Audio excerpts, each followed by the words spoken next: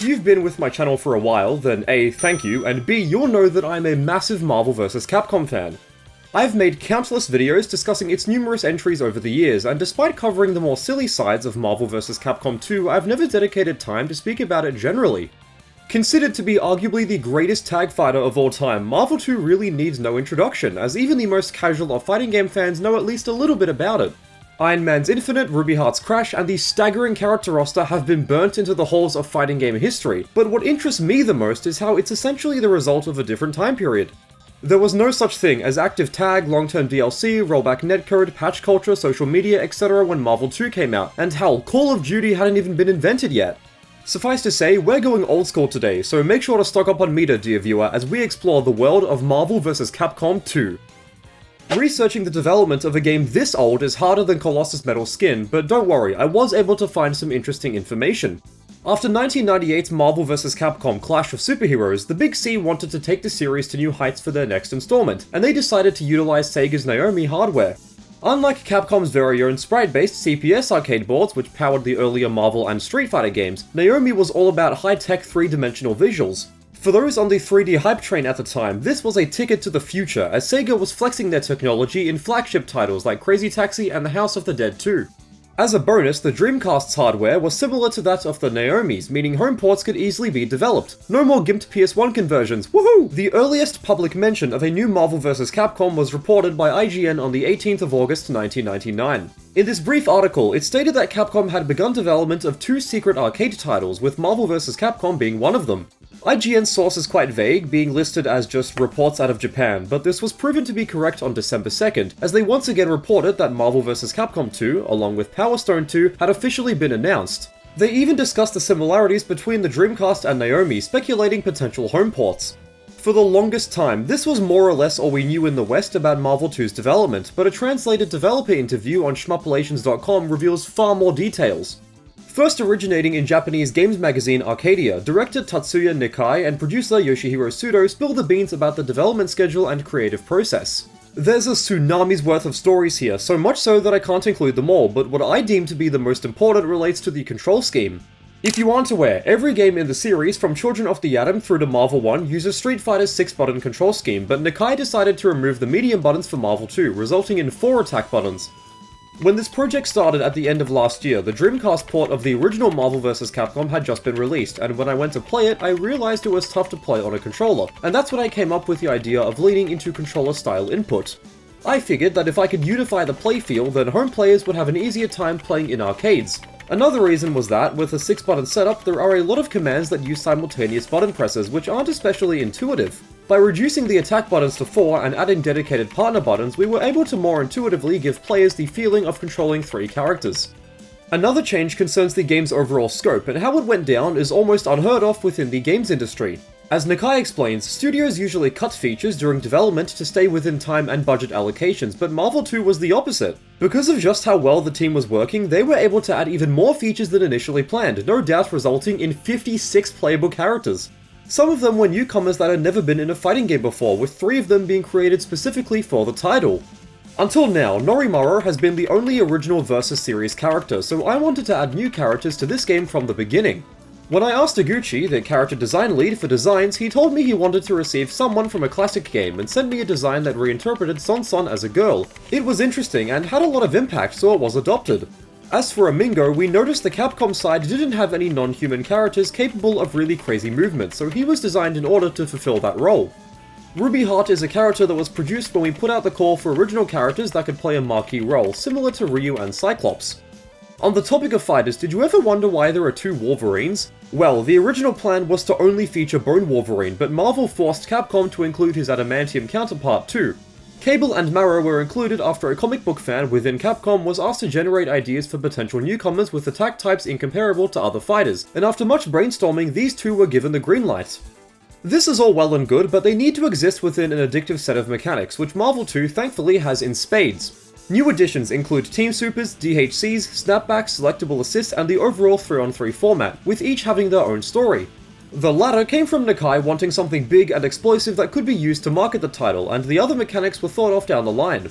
As many matches during testing resulted in time over, snapbacks were included to force enemies with low health onto the field, something that Street Fighter Cross Tekken would shamelessly ignore 12 years later. Assists had previously appeared in various games in the series, but the idea of manually selecting which one you would like to use was the result of one of the weirdest potential mechanics I've ever heard of.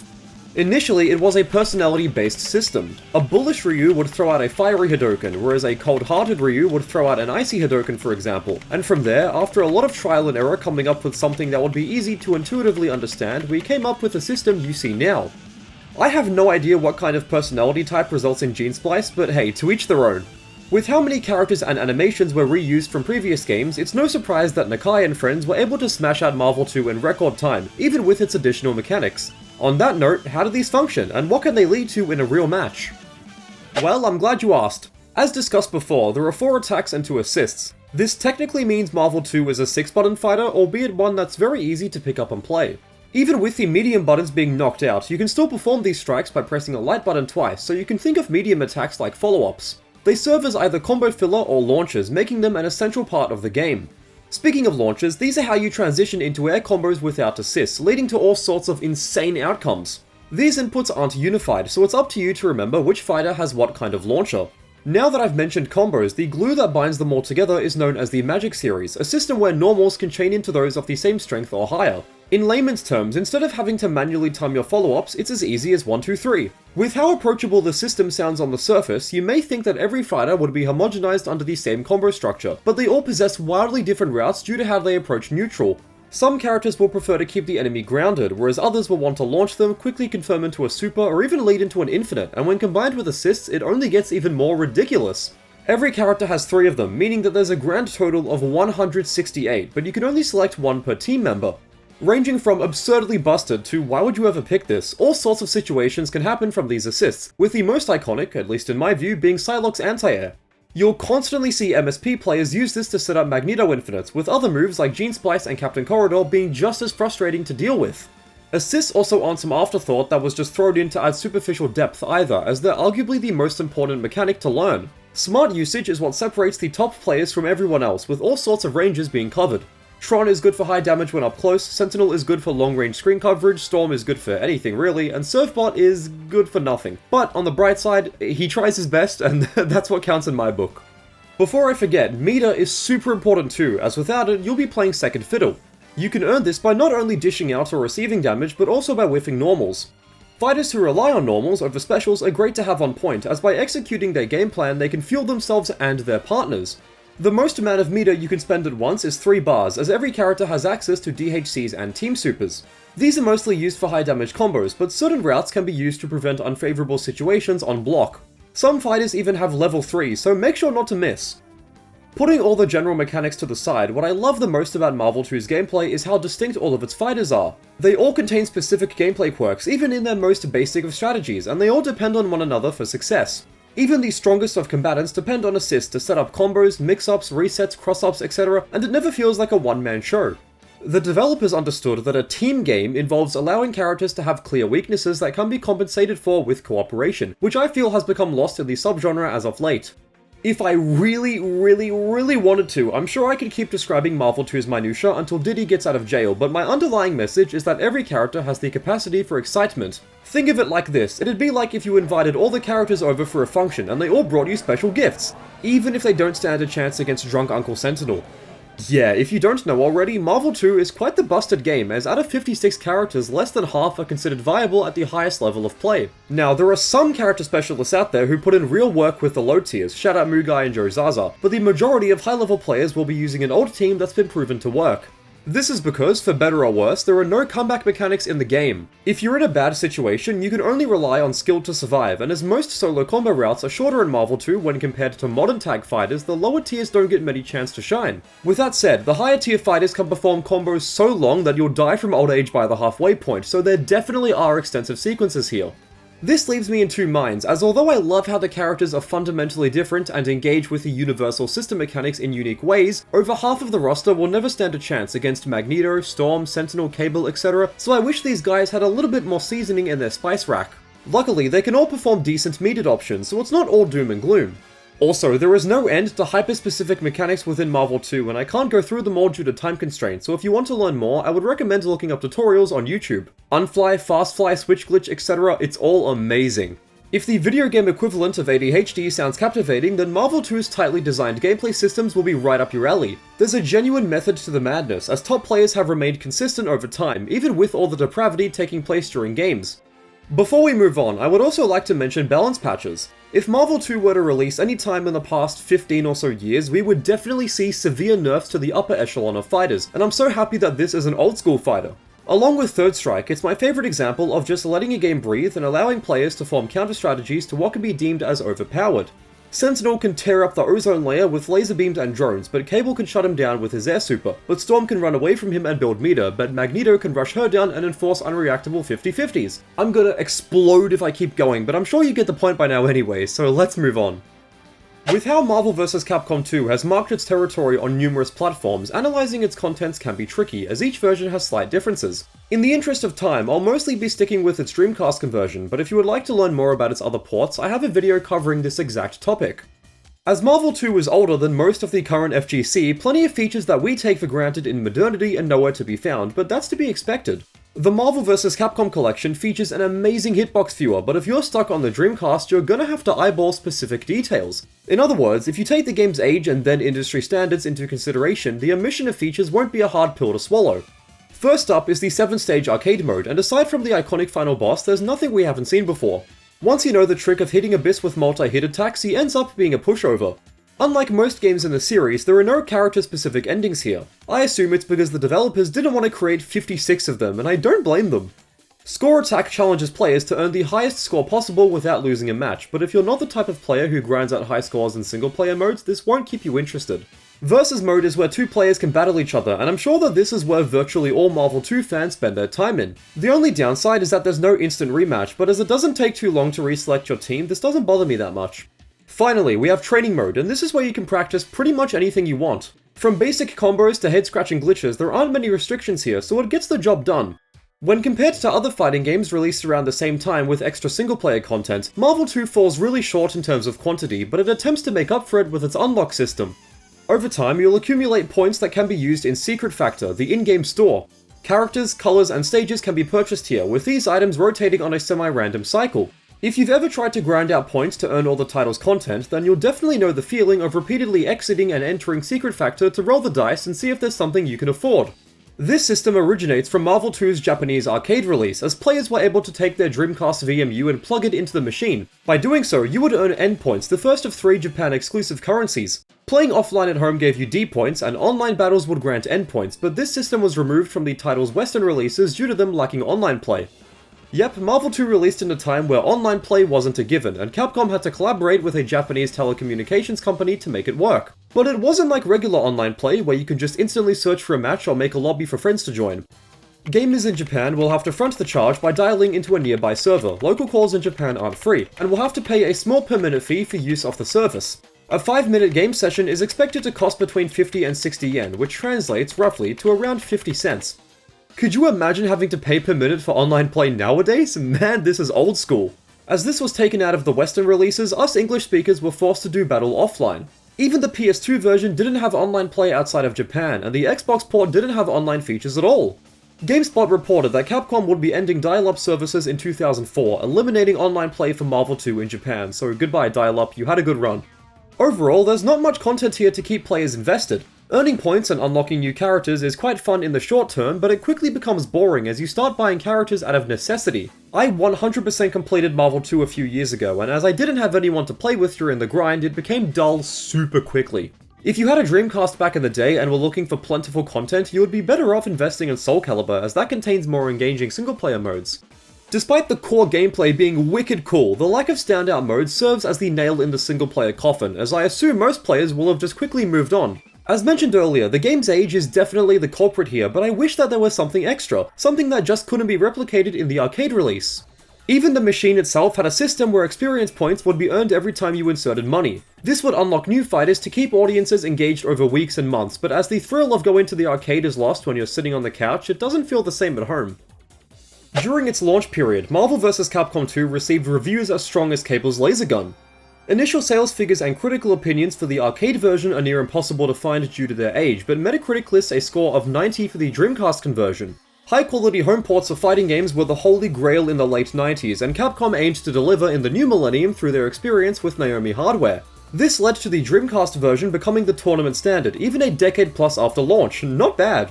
Marvel 2's art style, gameplay mechanics, and gigantic character roster were universally beloved, and Next Generation magazine even labelled it as the best 2D fighting game on the Dreamcast. There are countless review quotes I could read out, but what intrigues me the most is the response to the game's soundtrack. In the current era of fighting game discourse online, people love the music to bits, but what many don't realize is that it was trashed on release. It doesn't fit, it's too slow, it's too corny, it's too jazzy, it sounds like elevator music, etc. were all extremely common complaints, and it's why there exist so many music mods for the Dreamcast that replace the backing tracks. The shift in opinion surrounding Marvel 2's music is one of the most blatant revisions I've seen online, but it stems from players warming up to it over time. The fact that it sounds like nothing else in the series is what rubbed many of its fans the wrong way at first, but at least they could enjoy the gameplay. The aforementioned PS2 and Xbox ports released in late 2002 and early 2003 respectively, and while decent enough for those without Dreamcasts, their graphics and sound quality were inferior, with balance changes stemming from character sprites being displayed in a different resolution. The Xbox version is also infamous for a terrible score from IGN, simply for not including online play, and it's safe to say that none of these were ever played competitively. Moving forward, throughout 2008 and 2009, fans demanded a modern re-release of the game for HD systems, and Capcom thankfully delivered. Marvel vs. Capcom 2 was ported to Xbox 360 and PS3 as a digital title, mostly to promote the then upcoming Marvel 3, but it was still a glorious moment for the fanbase. Aside from some balance changes and online netcode related glitches, it's a solid port overall. Believe it or not, but the only Marvel 2 port from the 2010s came in the form of a mobile phone conversion. Yeah, that's right. Marvel 2 was released for iOS in 2012, and I used to play it all the time as a kid. Its controls were horrible, and it also had frequent frame rate drops on older iPhone models, but it was a fun novelty game. However, it was sadly delisted, along with the HD ports. I'm sure we all remember Marvel 2, 3, and the often forgotten Origins being taken off online stores due to the powers that be not renewing contracts. This lasted forever, and even when Marvel 3 was ported to 8th generation systems to promote Marvel Infinite, its older brother was still left in the dust. Fast forward to 2021, an unwilling body pillow recipient, Maximilian Dude, began the #FreeMVC2 movement, a campaign dedicated to raising awareness behind the delisting with the hopes of having the game one day reinstated. This kind of happened with the Arcade 1-Up cabinets, but 2024's Marvel vs. Capcom collection was what everyone was really looking forward to. We were fiending for this, man. No longer did the fanbase have to lug Dreamcasts and modded PS3s around to locals if they wanted to play offline, as Marvel 2, along with all of its older siblings, are now fully accessible on every modern system, even the Switch. The cherry on top is that this version is arguably the best way to experience the title, with efforts being made to preserve legacy glitches and gameplay quirks. From old school community members like Justin Wong, Yipes, Duck Doe, Alex Valle, Combo Fiend, Viscant, etc. playing on CRTs at Battle by the Bay in 2001, to new gen players like Chaos taking the EVO title on the grand stage, Marvel 2 has really come a long way, evolving into something far greater than ever expected.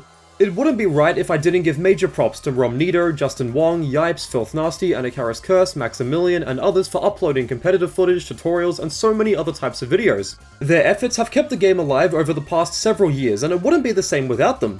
This soundbite from Romnito's YouTube shorts highlight never fails to make me cackle like a gremlin, and he uploads high-level play multiple times a day. On a personal note, I've been running Marvel 2 brackets here in Australia for around 3 years now, and I've gotten to meet some amazing community members in the process. Doing commentary at Battle Arena Melbourne with my unbrushed hair was great fun, and I intend to keep TOing going forward. The legacy left behind by this game is undeniable, and I hope to see it blossom for as long as possible. In today's era, Marvel 2 is old as molasses, but its style led to one of the most hardcore competitive crowds I've ever seen, and watching Top 8 at EVO this year was an amazing full circle moment. Even after all these years, Marvel vs. Capcom 2 feels fresh, innovative, and just downright fun. It has no tutorial, combo trials, replay takeover, frame data viewer, and the character balancing is horrible, yet an entire generation of fighting game fans were willing to master its complexities. Not to sound like an ultra pessimist, but I genuinely believe it wipes the floor with every tag fighter coming out today. It's not even close, dude, and I'm so happy that players around the world are still enjoying it. If you've never played Marvel 2 before, then what are you doing? You've got to give it a go! Thank God for the Marvel vs. Capcom collection, as it's now easier than ever for anyone to experience this classic. I could keep going on for days, but I think you get the point by now, so I'll wrap up by stating that in my view, Marvel vs. Capcom 2 is one of the best fighting games ever made, and I have no idea how the developers turned what could have been a simple asset flip into one of the most hardcore titles in the whole genre. If you made it all the way to the end, thank you so much for watching. I appreciate you and your time, and I hope you had fun. Take care, and I'll see you in the next one.